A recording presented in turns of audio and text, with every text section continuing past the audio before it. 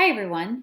This is Miss Timmins, and this week we are going to be working on active reading. Now, active readers get involved in what they read.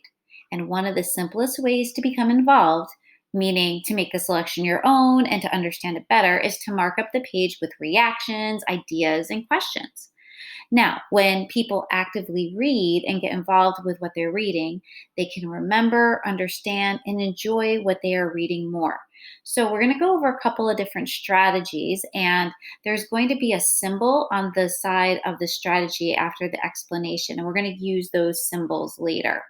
So, the first active reading strategy that I'd like to go over with you is the use of predictions. And so, what that means is to use what you've read and text features as well, if you're reading nonfiction, to help figure out what might happen in future parts of the text or the story.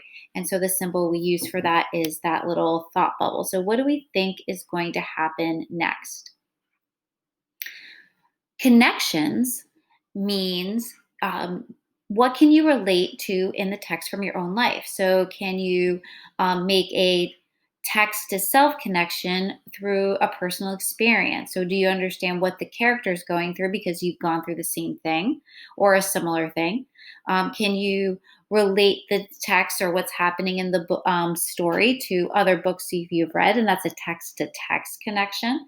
Or can you relate an event in the story to something that you maybe heard on the news or a movie you've seen or just basically your interactions in everyday life? So, can you relate that to the world and people around you, which is a text to world connection? And for those connections, we're going to use this symbol of an equal sign and then whatever you are connecting that part of the text to. All right, question and clarify. So, questions are the best way to learn. So, think about the story or the text that you're reading and ask yourself, well, what questions do you have about the text? So, can you think about questions that you have about the author's purpose? So, why are they writing this? The conflict and its resolution. So, what is the problem and how it gets resolved? Maybe you have a question about how the character is going about its resolution, plot events and what they mean, and then character motivation and change.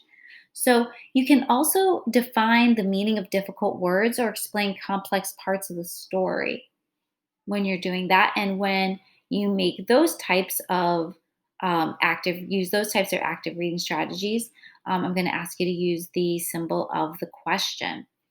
Now, visualizing is another active reading strategy. So, as you're reading, what do you picture in your mind? So, what parts of the text help you to create this picture in your mind? And why is this image important to the story? So, when you're visualizing, you're going to be paying attention to sensory language, figurative language, imagery, and key diction, so word choice. We're going to go more into figurative language later in the week, but figurative language is, for those of you who might remember, is the use of metaphors and similes, like the cafeteria was like a zoo. So comparing the cafeteria to a zoo because maybe all the kids were crazy and they were acting like wild animals.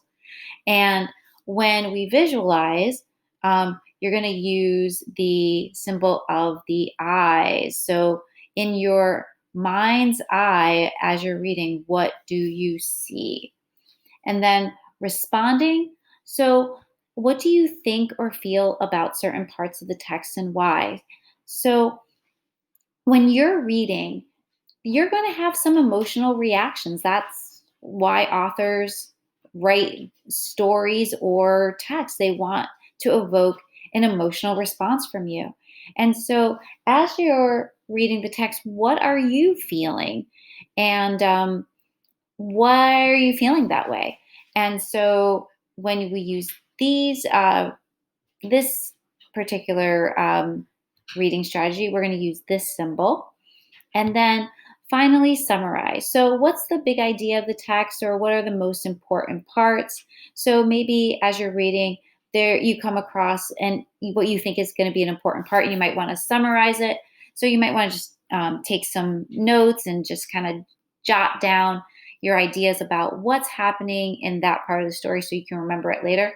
And the symbol that you're going to use for that when we're doing some annotating is we're going to use the triangle. So that's it for now. I am going to you're going to be making a second video, which is going to be guiding you through using these active reading strategies with a story called The Street Sweeper. Thanks so much. See you later. Bye.